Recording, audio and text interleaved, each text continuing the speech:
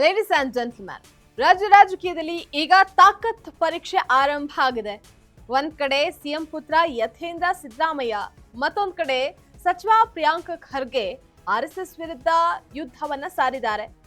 ಇದ್ರ ಬೆನ್ನಲ್ಲೇ ಈಗ ಚಿಕ್ಕಬಳ್ಳಾಪುರದ ಶಾಸಕ ಪ್ರದೀಪ್ ಈಶ್ವರ್ ಮತ್ತೊಂದು ಬಾಂಬ್ ಅನ್ನ ಸಿಡಿಸಿದ್ದಾರೆ. ಕೇಂದ್ರ ಸಚಿವ ಎಚ್.ಡಿ. ಕುಮಾರಸ್ವಾಮಿ ಹಾಗೆ ಬಿಜೆಪಿ ನಾಯಕರ ವಿರುದ್ಧ ನಾಲ್ಗೆ ಹರಿಬಿಟ್ಟಿರೋ ಪ್ರದೀಪ್ ಈಶ್ವರ್ ವರ್ತನೆ ನೋಡಿದ್ರೆ ಜನರಿಗೆ ಮತ್ತೆ ಹುಚ್ಚ ವೆಂಕಟ್ ನೆನಪಾಗ್ತಾ ಇದ್ದಾರೆ. ಏನಿದು ಸುದ್ದಿ, ಏನಿದು ವಿಚಾರ, ಕಂಪ್ಲೀಟ್ ಡೀಟೇಲ್ಸ್ ಅನ್ನ ನೋಡ್ತಾ ಹೋಗೋಣ.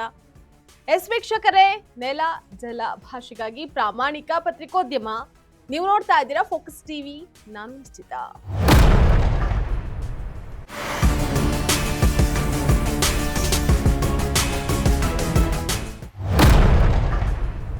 ಪ್ರದೀಪ್ ಈಶ್ವರ್ ಅವರು ಬೆಂಗಳೂರಿನಲ್ಲಿ ಮಾತನಾಡಿದ್ರು. ನಮಗೆ ರಾಜಕೀಯವಾಗಿ ಯಾರ ಮೇಲೂ ಕೂಡ ಭಯ ಇಲ್ಲ, ನಿಜವಾಗಿಯೂ ಭಯ ಪಡ್ಬೇಕಾಗಿರೋದು ಎಚ್.ಡಿ. ಕುಮಾರಸ್ವಾಮಿ ಅಂತ ಲೇವಡಿ ಮಾಡಿದ್ದಾರೆ. ಅದಷ್ಟೇ ಅಲ್ಲ, ಕುಮಾರಸ್ವಾಮಿ ಪಾಳೆಯದ ಪ್ರಮುಖ ನಾಯಕರು ಹಾಗೆ ಶಾಸಕರು ನಮ್ಮ ಸಂಪರ್ಕದಲ್ಲಿದ್ದಾರೆ. ಶೀಘ್ರದಲ್ಲೇ ಅವರೆಲ್ಲರೂ ಕೂಡ ಕಾಂಗ್ರೆಸ್ ಬರ್ತಾರೆ ಅಂತ ಹೊಸ ಬಾಂಬ್ ಅನ್ನ ಹಾಕಿದ್ದಾರೆ.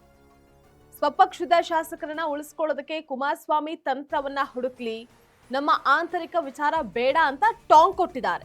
ಇನ್ನು ಆರ್ಎಸ್ಎಸ್ ವಿಚಾರವಾಗಿ ಪ್ರಿಯಾಂಕ್ ಖರ್ಗೆ ನಿಲುವಿಗೆ ಸಂಪೂರ್ಣ ಬೆಂಬಲ ಘೋಷಿಸಿರುವ ಪ್ರದೀಪ್ ಈಶ್ವರ್, ವಿರೋಧ ಪಕ್ಷದ ನಾಯಕರಿಗೆ ತಾಕತ್ತಿದ್ರೆ ಆರ್ಎಸ್ಎಸ್ ಸಂಘಟನೆಯ ಅಧಿಕೃತ ನೋಂದಣಿ ಪ್ರತಿಯನ್ನ ಸಾರ್ವಜನಿಕವಾಗಿ ಪ್ರದರ್ಶನ ಮಾಡಲಿ ಅಂತ ನೇರವಾಗಿ ಸವಾಲನ್ನ ಹಾಕಿದ್ದಾರೆ. ದೊಡ್ಡ ಸಂಘಟನೆ ಅಂತ ಹೇಳ್ತಾರೆ, ಆದ್ರೆ ಸರ್ಕಾರಕ್ಕೆ ಯಾವುದೇ ತೆರಿಗೆಯನ್ನ ಕಟ್ಟೋದಿಲ್ಲ.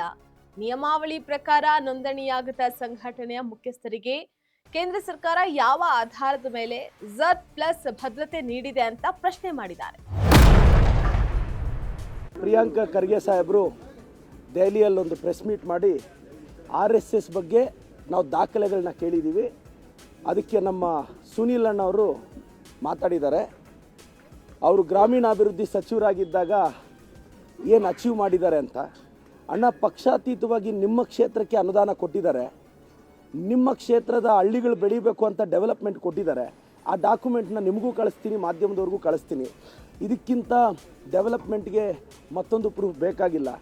ನಾವು ಕೇಳ್ತಾ ಇರೋದು RSS ನಿಮ್ಮ ರಿಜಿಸ್ಟ್ರೇಷನ್ ಕಾಪಿ ಕೊಡಿ, ನಿಮಗೆ Z ಸೆಕ್ಯೂರಿಟಿ ಯಾಕೆ, ಇದಕ್ಕೆ ನಿಮಗೆ ತಾಕತ್ತಿದ್ರೆ ಉತ್ತರ ಕೊಡಿ.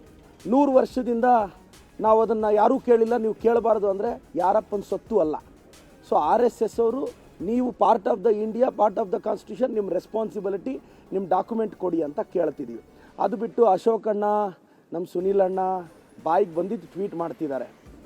ನೀವು ರಿಜಿಸ್ಟ್ರೇಷನ್ ಮಾಡಿಸ್ಕೊಳ್ಳೋ ಕನಿಷ್ಠ ಸೌಜನ್ಯ ನಿಮಗಿಲ್ಲ ಅಂದರೆ, ಹಾಗಾದರೆ ನಾಳೆ ಬೆಳಗ್ಗೆ ನಾವು ದಾನ ಧರ್ಮ ಮಾಡ್ತೀವಿ ಅಂತ ನಾವು ಒಂದು ಸಂಘ ಕಟ್ಕೊಂಡು ಇನ್ಕಮ್ ಟ್ಯಾಕ್ಸು ಕಟ್ಟಲ್ಲ, ಯಾವುದೂ ಕಟ್ಟಲ್ಲ, ಅವಾಗ ನೀವು ಸುಮ್ಮನೆ ಇರ್ತೀರಾ ಏನು? ನಾನು ಮತ್ತೊಮ್ಮೆ ಹೇಳ್ತಿದ್ದೀನಿ, ಪ್ರಿಯಾಂಕ್ ಖರ್ಗೆ ಸಾಹೇಬ್ರು ಏನು ಹೇಳಿದ್ದಾರೆ ಅದಕ್ಕೆ ನಾವೆಲ್ಲರ ಸಹಮತ, ನಮ್ಮ ಸಹಮತ ಇದೆ ಸರ್. ಸದ್ಯ ರಾಜ್ಯದಲ್ಲಿ ಕಾಂಗ್ರೆಸ್ ನಾಯಕರು RSS ವಿರುದ್ಧ ಸಿಡಿದೆದ್ದಿದ್ದಾರೆ. ಆದ್ರೆ ಪ್ರದೀಪ್ ಈಶ್ವರ್ ಪ್ರತಿ ಬಾರಿ ಕ್ಯಾಮ್ರಾ ಮುಂದೆ ಬಂದಾಗ್ಲೂ ಕೂಡ ತಾಕತ್ ಇದ್ರೆ ದಾಖಲೆ ಕೊಡಿ ಅಂತ ಅತಿಯಾದ ಆವೇಶದಿಂದ ನಾಲಿಗೆ ಹರಿಬಿಟ್ಟು ಮಾತನಾಡುವಂತಹ ಶೈಲಿ ಸಾರ್ವಜನಿಕ ವಲಯದಲ್ಲಿ ಚರ್ಚೆಗೆ ಗ್ರಾಸವಾಗಿದೆ. ಇವರ ಈ ಆವೇಶದ ಮಾತುಗಳು ಹುಚ್ಚ ವೆಂಕಟ್ ಶೈಲಿಯನ್ನ ನೆನಪು ಮಾಡ್ತಾ ಇದೆ ಅಂತ ನೆಟ್ಟಿಗರು ಟ್ರೋಲ್ ಮಾಡ್ತಾ ಇದ್ದಾರೆ. ಇದಾಗಿತ್ತು ಈ ಕ್ಷಣದ ಅಪ್ಡೇಟ್. ನೆಲ ಜಲ ಭಾಷೆಗಾಗಿ ನೋಡ್ತಾ ಇರಿ ಫೋಕಸ್ ಟಿವಿ.